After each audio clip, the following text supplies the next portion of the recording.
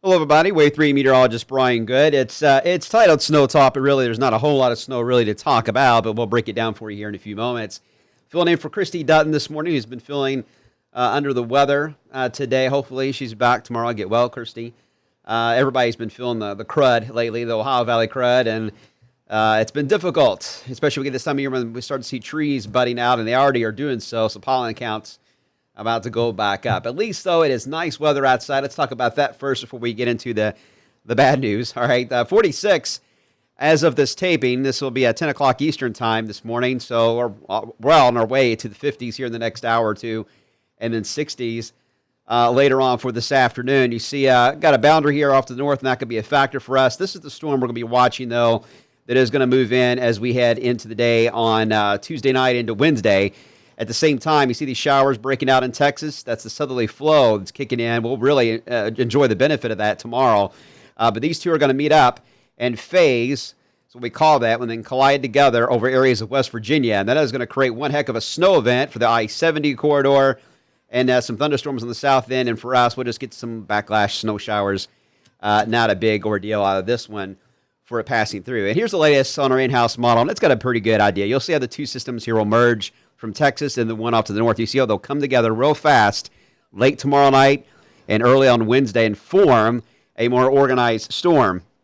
And as I pointed out, that snow band's going to be pretty hefty. Now, a lot of this, actually, everybody's going to warm up here today and tomorrow. So even for these folks that are usually the snow kings, are going to see some melting go on before it can actually stick and accumulate. So snow amounts on the models are pretty high, but I really think the reality of it is going to be a lot less than that. So impressive, yeah, somewhat for March standards, but I think it's going to be more impressive in the Northeast, where they have a better chance to see colder air get involved and snow rates will be much higher. But if you're traveling north on 65 or heading towards Chicago, keep in mind there could be a few delays there. For us, some rain, even some thunder. I wouldn't rule that out early on Wednesday morning. The models itself, picking out snow amounts, again, a 2 to 4, maybe 5-inch band on I-70. Indianapolis is probably going to be closer to that 2-inch mark. It's showing snow here and across East Kentucky. These will be snow showers. I wouldn't rule out a few areas in the grassy areas that could see some accumulating snow out of this late Wednesday into early Thursday, but I really think it's going to be an exception rather than the rule. So let's talk about what lies ahead. Now, this is the ensemble models. We talk about this a lot. I'm using the European ensembles to kind of explain how the rest of the month is going to pan out for us. First off, that system I was talking about that's moving through the Ohio Valley, after it goes by, it sends in that cold air. Let me change my marker to yellow so you can kind of see it a little better. Hold on one second. There we go. You can see in this area, this is the cold air, the warm air. This is warmer compared to normal, I should say. These are anomalies, so this is not actual temperatures. These are just the differences compared to normal in the atmosphere aloft. And you can see the warming is taking place across western Canada, western United States, and then certainly a drastic cold wave coming through the Ohio Valley. Now, as we head into the end of the week there on Friday, we get rid of that cold wave. It moves off to the east, off the eastern seaboard. We get a chance to warm up. So we'll see temperatures close to 60 or so as we into Friday and even on Saturday. And then as we into next Monday, that surge of cold air moves in from the north. So we get knocked back down again on St. Patrick's Day. Of course, it is green. How appropriate. Cooler weather moves back in for the holiday there on Monday. The warming trend, though, continues off to the north and west. The cool pattern in the east sticks around. Now, as we go through the rest of the month, and once you get further out in time, the ensembles struggle a little more, so keep that in mind.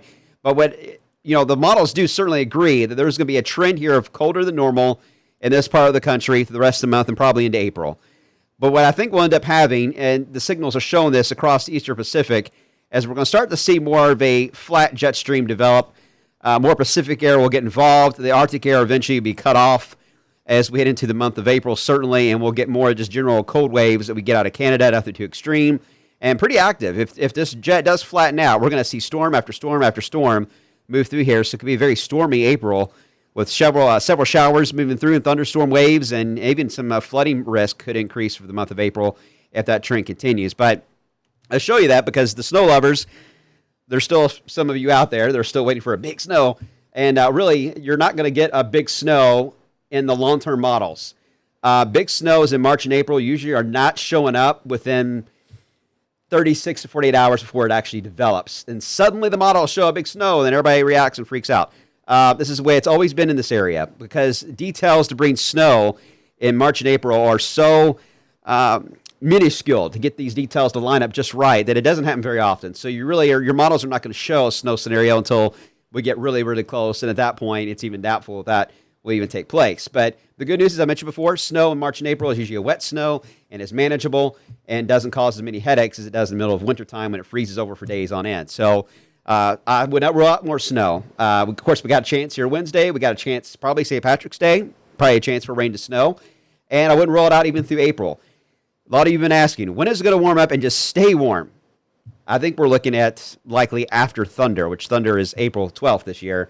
I think it's going to be after that before we stabilize. So between now and then, lots of ups and downs, some 70s every now and then, some thunderstorms every now and then, and even some snow chances will be thrown in. So the wild ride of 2014 is going to continue. Enjoy the nice weather today and tomorrow. Get some flip-flops on and wear those shades.